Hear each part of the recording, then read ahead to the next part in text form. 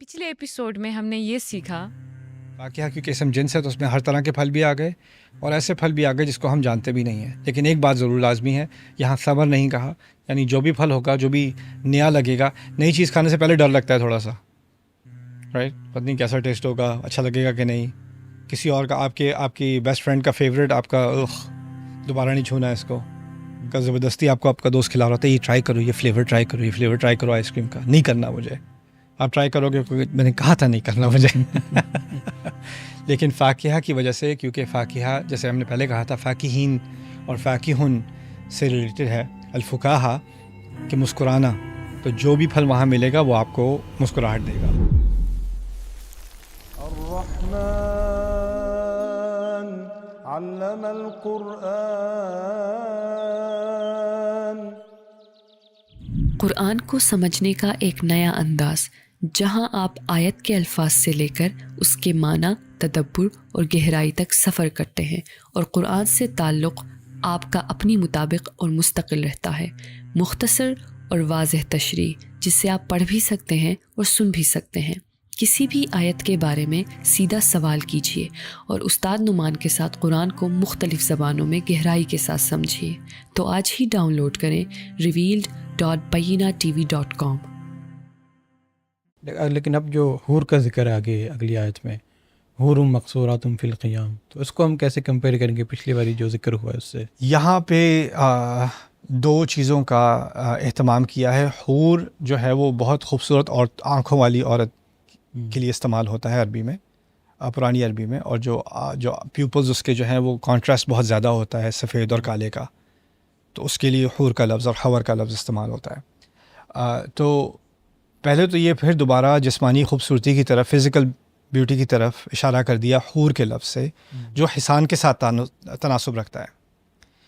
مقصورات فی الخیام سے مراد یہاں پر اس طرح سے ہے کہ آپ جیسے فرض کریں انسان مرد جو ہے وہ کام پہ جاتا ہے یا ٹرپ پہ جاتا ہے, ٹرپ کے بہت بعد وہ فائنلی گھر آ رہا ہے, گھر کا اس نے دروازہ کھولا, اس کو کس چیز کی امید ہے؟ اس کو اس چیز کی امید ہے کہ اس کی وائف اس کو ویلکم کرے گی, وہ اس کے انتظار میں تھی, اس کو بہت محبت سے ملے گی, اس کو دیکھ کے اس کو خوشی ہوگی, اور ایک کچھ لمحوں کے لیے کم از کم وہ جو ویلکم ہے نا, وہ ایک جنت کا تھوڑا سا اس کو جھلک ملے گی اس کی جنت کی, رائٹ. لیکن اگر وہی اسپاؤس اس کے انتظار میں ہے کہ بہت ساری کمپلینٹس کرنی تھی, کہاں تھے, کیوں دیر ہو گئی, کیا لائک ہو سکتا ہے اس کی بھی ٹینشن, مرد کی بھی ٹینشن, اس نے آ کے کمپلینس کرنی, عورت نے بھی کمپلینس کرنی, رائٹ. تو وہ جب اپنے آپ کو اس ویلکم کے لیے تیار کیے بیٹھی ہے, تو گھر, یعنی ویسے تو جنت میں ہی ہے انسان, لیکن جنتوں کی بھی جنت کیا ہے, گھر آنا اپنی بیوی کے پاس, رائٹ. اور وہ بیوی ایسی جو آپ کے ساتھ, آپ کے لیے محبت سے اپنا انتظار کر رہی ہے, اس کی انٹیسپیشن, اس کی ایکسائٹمنٹ, اس کا انتھوزیازم, اس کو آپ کمپیئر نہیں کر سکتے کسی اور چیز سے. تو یہاں پر اس کو بھی ایک کلائمیکس میں لایا گیا ہے مقصورات فی الخیام کے ذریعے سے. اور خیام کیونکہ آپ کا نارمل ریزیڈنس نہیں ہوتی, خیام جو ہے وہ باہر کی کہیں آپ نے خیمہ لگا لیا, ٹیمپریری ہوتا ہے, پھر اب وہ رول اپ کر کے کہیں اور لے جاتے تھے. خیمہ کہیں پرماننٹ نہیں ہوتا تھا عرب کا نا, کیونکہ وہ بدو لوگ تھے, تو وہ اٹھا کے خیمہ کہیں اور پھر جب گزر جاتے تھے کسی خیمے سے, یہ کیمپ لگا کے گزر جاتے تھے, تو جو پیچھے جو آگ وغیرہ رہ جاتی تھی اور جو کچھ ہڈیاں رہ گئیں, کھانا کھایا تھا, کوئی راکھ رہ گئی, اس کو وہ اطلال کہتے تھے عرب, الاطلال. اور جو اسلام سے پہلے کی شاعری ہے نا, اس میں بہت بڑا فیچر ہے الاطلال کا. الاطلال کیا ہے کہ شاعر تھا, اس کو بدن کسی عورت سے محبت تھی, اس سے ملنا چاہ رہا تھا, لیکن اس کا کیمپ اٹھا کے وہ کہیں لے گئے. تب وہ پہنچا تو وہاں راکھ ہے, کچھ بھی نہیں ہے. تو وہاں وہ اس زمین سے جہاں وہ عورت ہوتی تھی کبھی, اس کی کزن, یوزلی کزنز ہوتی ہیں عرب شاعری میں, اس نے کزن سے شادی کرنی تھی لیکن کزن کہیں اور چلی گئی. اب وہ بیٹھ کے اس زمین سے بات کر رہے ہیں, یار زمین تو کتنی خوش قسمت تھی کہ تیرے اوپر میری کزن چل رہی تھی, اور اس نے یہاں بیٹھ کر کھانا کھایا ہوگا, اس نے یہ کیا. وہ جو شاعری شروع کرتے ہیں جنگ کے بارے میں, لیکن پہلی 20-30 لائن جو ہے وہ اطلال سے شروع کرتے ہیں, پھر کہتے ہیں اچھا میری تلوار یہ اور میرا گھوڑا وہ. تو ایک obsession ہے کہ میں آؤں گا تو خیمے میں جس سے میں محبت کرتا ہوں وہ میرے لیے ہوگی. یہ ان کے کلچر کا ایک فیچر تھا, یہ ان کا یہ رومانٹک ناول تھا. تو وہ جو ان کی جو رومانٹک امیجنیشن ہے نا, اس کو بھی اللہ تعالیٰ نے یہاں کیپچر کیا ہے حور مقصورات فی الخیام میں. یہاں سے لوگوں نے ایک اسلامی سوسیولوجیکل عورتوں کو گھر میں رہنا چاہیے اور اس طرح کی چیز.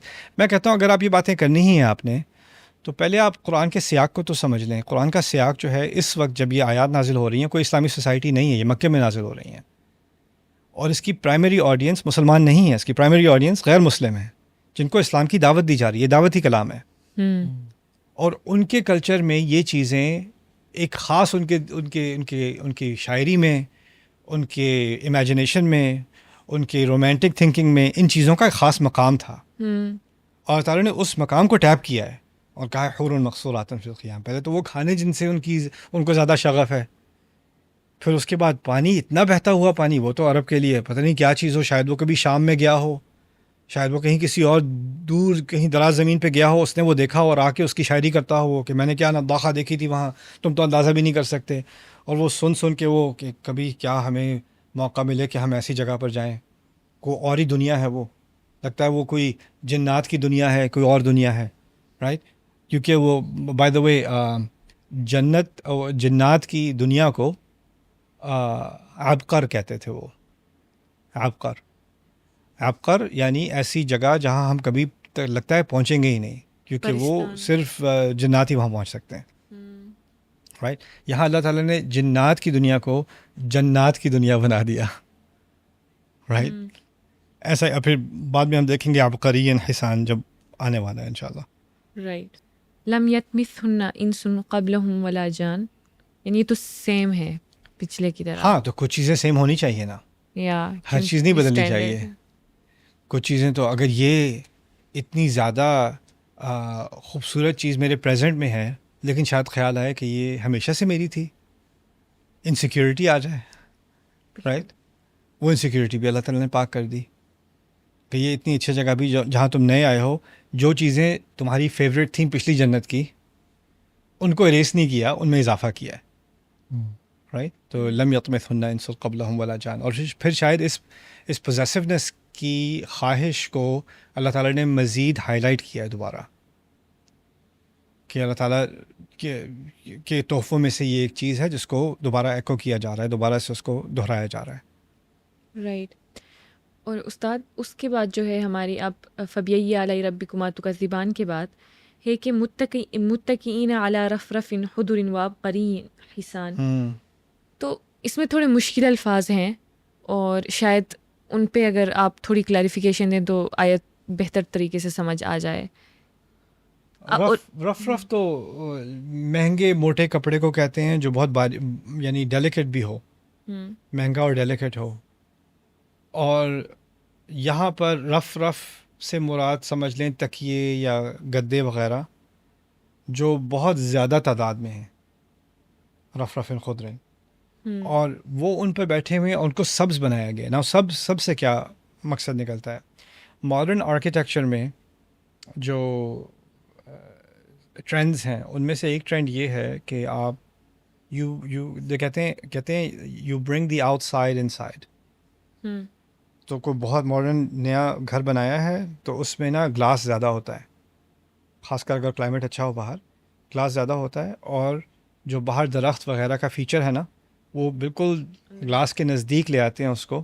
تو آپ اگر اندر بھی بیٹھے ہیں تو آپ کو لگتا ہے آپ باہر بیٹھے ہیں. تو آپ کو اندر کا کلائمیٹ کنٹرول اور باہر کا نیچرل ویو ایک ساتھ لگے.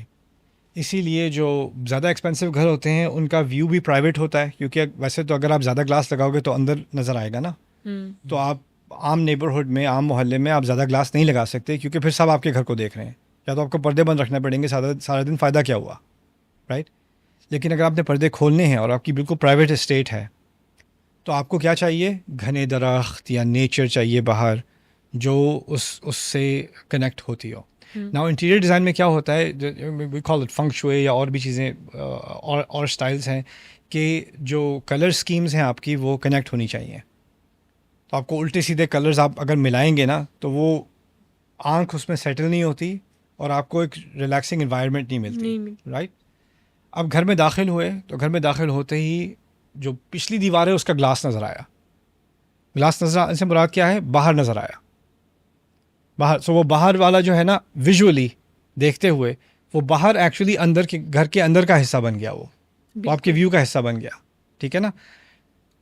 جب وہ گھر کا حصہ بنا تو گھر کا جو فرنیچر ہے اس کو اس کے ساتھ تھوڑا بہت میچ کرنا چاہیے، اس کی کنٹینیوٹی ہونی چاہیے اس کے ساتھ، تاکہ لگے کہ یہ دونوں چیزیں ایک دوسرے کے ساتھ کنیکٹڈ ہیں، رائٹ.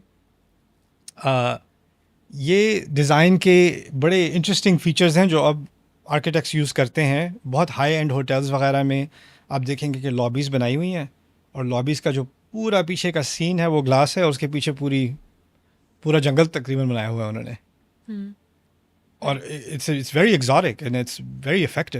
لیکن وہ یوز کرتے ہیں یہ چیزیں نا. اب یہاں پر آپ کو انڈور آؤٹ ڈور کا کانٹراسٹ اس کی ضرورت نہیں رہی، کیونکہ نہ یہاں پر کیڑے مکوڑے ہیں، نہ یہاں پر سانپ وغیرہ ہے باہر، نہ یہاں پر بارش ہونی ہے جو ہر چیز خراب کر دے، نہ آندھی چلنی ہے. وہ جو ایلیمنٹس ہیں نا باہر کے جو اس کو سوٹیبل نہیں بناتے، وہ سارے جنت میں ایلیمنیٹ کر دیے گئے، وہ سب ہٹ گئے ہیں. اب آپ کے پاس کیا آپشن ہے؟ اب آپ باہر کو اس طرح ڈیکوریٹ کر سکتے ہیں جیسے آپ اندر کو ڈیکوریٹ کرتے تھے. پہلے اشارہ کر دیا تھا اس طرف جب کہا تھا کہ بڑے آرام سے تکیوں پر بیٹھے ہوں گے، متکئین علی فرش بطائنها من استبرق، وہاں پر اس کے مٹیریل کی اور اس کی کمفرٹ کی بات ہو رہی تھی. لیکن یہاں پر اب کیونکہ جو اندرونی کمفرٹ ہے اس کا تعلق اسپاؤس کے ساتھ کر دیا ان آیات میں، ہے نا. تو اب یہاں بیرونی کمفرٹ کو زیادہ ہائی لائٹ کیا ہے انوائرمنٹ میں، وہاں پر چیزوں کی اندرونی کمفرٹ ہائی لائٹ کی تھی. بطائنها من استبرق، یہاں چیزوں کی بیرونی کمفرٹ کو ہائی لائٹ کیا ہے. کیسے؟ اس کے رنگ، ان ایگزاٹک نرم فیبرکس کے رنگ ہرے ہوں گے. ہرے سے کیا میچنگ ہو رہی ہے؟ مدھامتان، بالکل، اور ہرے ایک کنٹینیوس میچنگ چل رہی ہے. لگتا ہے آپ نیچر کے اندر ہی بیٹھے ہوئے ہیں لیکن آپ اپنے بیڈ پہ بیٹھے ہوئے ہیں یا اپنے صوفے پہ بیٹھے ہوئے ہیں، رائٹ. اور پھر اب اگر بہت زیادہ میچنگ ہو جائے تو بورنگ ہو جاتا ہے، ایک ہی رنگ ہے ہر طرف. تو آپ کو کوئی نہ کوئی چیز ایسی چاہیے ہوتی ہے جو ایک دم سے اسٹرائک کرے اور کانٹراسٹ آئے. بالکل. مجھے یہ چیزیں اس لیے پتہ ہے کہ I'm an interior designer also. so خیر، جیسے وائٹ اسپیسز بہت اچھی ہوتی ہیں آج کل، وائٹ اسپیسز کا بہت ٹرینڈ ہے، رائٹ. تو اگر وائٹ اسپیس بہت زیادہ وائٹ اسپیس ہوگی نا، وہ آپ کو سائیکوٹک ہاسپٹل لگے گا، وہ سائیک وارڈ لگے گا وہ، رائٹ. لیکن اگر آپ کی بہت زیادہ وائٹ اسپیس ہے، اس میں تھوڑا سا آپ نے ووڈ کا ایلیمنٹ ڈال دیا، تھوڑا سا بلیک کا ایلیمنٹ ڈال دیا، تھوڑا سا گولڈ کا، ہلکا سا، زیادہ نہیں، تو وہ جو تھوڑا سا بھی ہوگا نا وہ بہت لگے گا، وہ بہت زیادہ پاپ ہوگا وہاں پر، رائٹ. تو اب یہ پورا جو بیک گراؤنڈ ہے آپ کا یہ سبز ہے. مدھامتان تو ہمیں پہلے ہی پتہ ہے. اب رفرفن خضر بھی سبز ہیں، یا مختلف شیڈز ہوں گے سبز کے، لیکن سبز ہی ہیں. اب کوئی ڈیکوریشن پیس لگانے پڑیں گے جو اس کو بالکل کانٹراسٹ کریں اور ہائی لائٹ کریں اور اس میں ایک نئی لائف ڈالیں. وہ کہاں سے لے کر آئیں ڈیکوریشن پیس جو اس قسم کے آرکیٹیکچر کے ساتھ میچ کر سکتے ہیں؟ ہم نے کبھی ایسا آرکیٹیکچر دنیا میں دیکھا نہیں کہ جنگل کو آپ ڈیکوریٹ کر رہے ہیں. اس کا تو ہمارا کوئی ایکسپیرینس ہے نہیں. تو ہم جب یہاں پر لیمپ کے بارے میں سوچتے ہیں، یا واز کے بارے میں سوچتے ہیں، یا ٹیبل یا سائڈ چیئر کے بارے میں سوچتے ہیں، یا شینڈلیئر کے بارے میں سوچتے ہیں، تو ہم تو انٹیریئر کی بات کر رہے ہیں نا، ایکسٹیریئر کی بات نہیں کر رہے. ہمارا اس کے لیے کوئی ایکسپیرینس ہے ہی نہیں. تو اللہ نے کہا عبقرین. عبقر کیا کہا تھا میں نے؟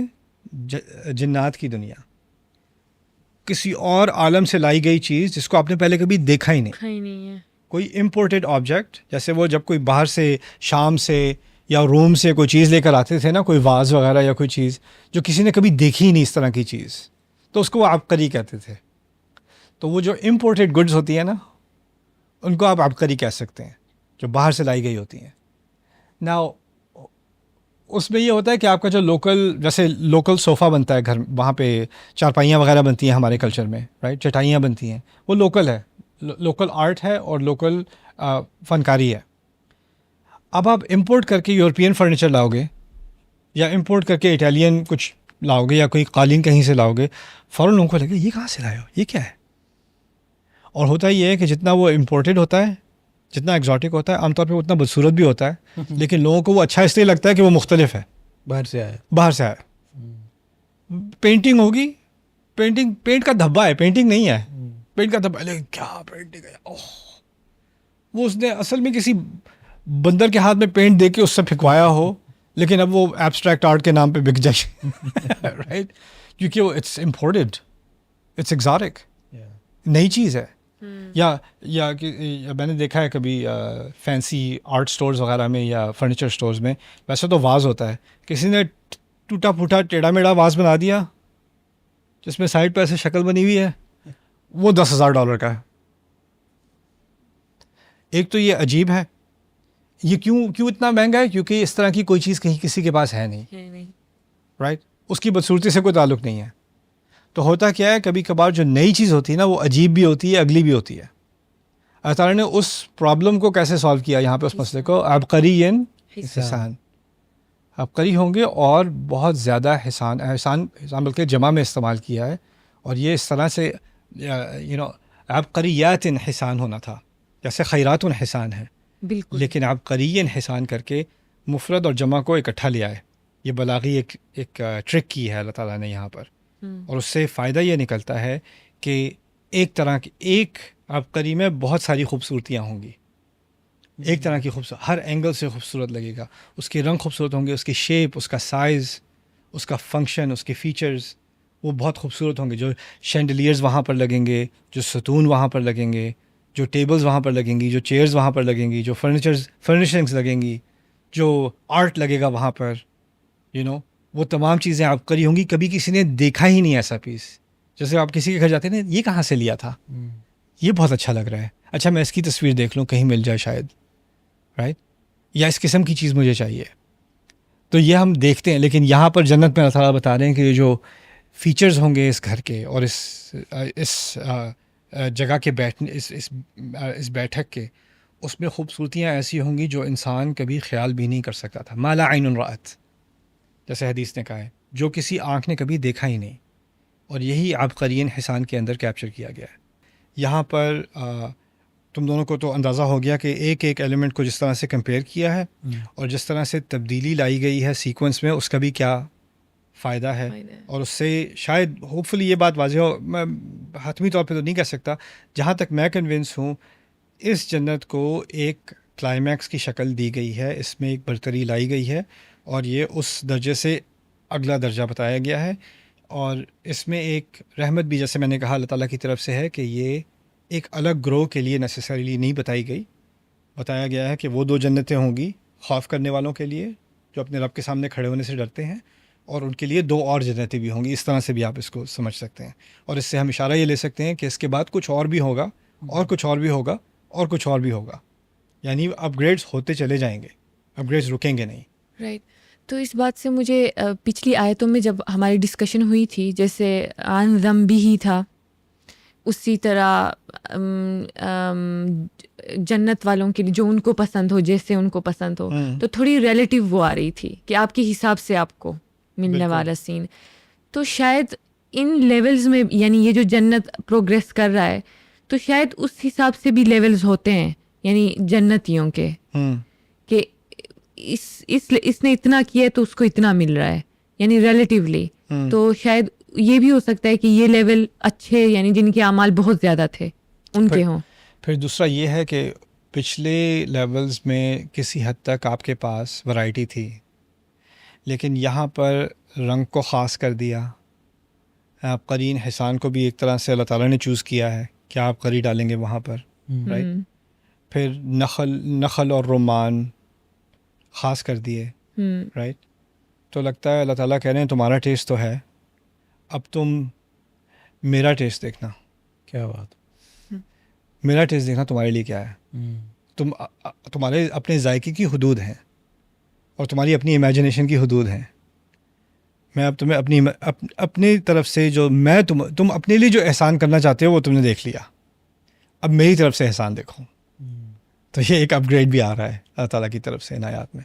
اللہ تعالیٰ ہمیں اس سے نوازے، ہمیں اپنی مغفرت دے. استاد، آپ کی اس بات سے مجھے یہ اب سمجھ آئی کہ ان جنتوں کے ذکر میں اب اللہ تعالیٰ سے ملنے سے پہلے بات ختم ہی اب کری، یعنی کہ ہم نے وہ چیز اس چیز پہ ختم ہو گئی جو ہم امیجن ہی نہیں کر سکتے.